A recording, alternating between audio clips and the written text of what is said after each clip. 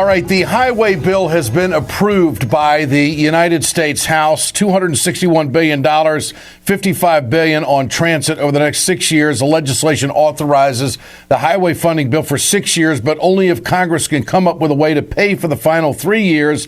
The bill approved in a big way in the House, 363 to 64. Scott Paul, who is the president of Alliance for American Manufacturing, joins us. Scott, good to have you with us.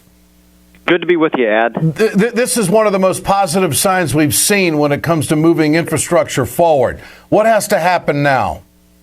Yeah, it's a good question, and it is good news that the House of Representatives finally passed what would be a longer-term infrastructure bill, because as you know, these road construction projects, they just can't start and stop. And I know you and your family have a history in construction. You know that. You need that long-term planning, so it's good that they got the wheels in motion here.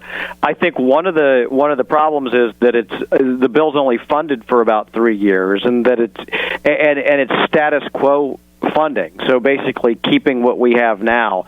The Senate passed a different version a little while back, so the House and the Senate are going to try to work out their differences before the next temporary funding patch expires, which is actually coming up quite soon, within just the next week or so.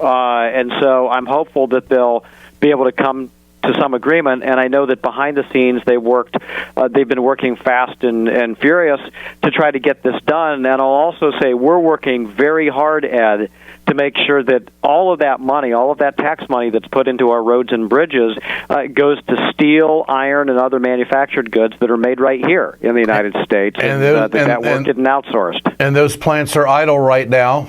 In northern Minnesota, they're having iron ore issues. Those mines have been shut down because of a slow economy, and not enough product is being used by America, and also the steel industry. We know what's going on there. So this could be a first start to giving them somewhat of a rebirth for a while, or to get these folks back to work.